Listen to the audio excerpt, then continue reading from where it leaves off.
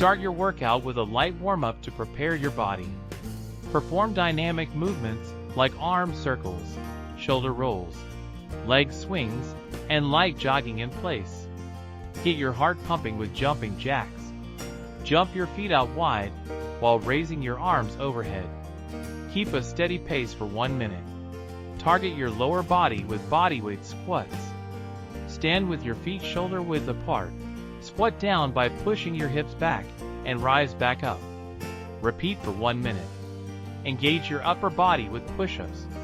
Place your hands slightly wider than shoulder width apart. Lower yourself by bending your elbows and push back up. Modify as needed. Elevate your heart rate and work your core with mountain climbers. Get into a high plank position and alternate driving your knees towards your chest. Maintain a quick and controlled pace for 1 minute. Strengthen your core with a plank exercise. Get into a forearm plank position with your elbows beneath your shoulders. Hold this position for 1 minute, focusing on good form and engaged core muscles. Boost your heart rate with high knees. Run in place while lifting your knees as high as possible towards your chest. Maintain a quick pace and pump your arms. Continue for 1 minute. Work your abs with bicycle crunches.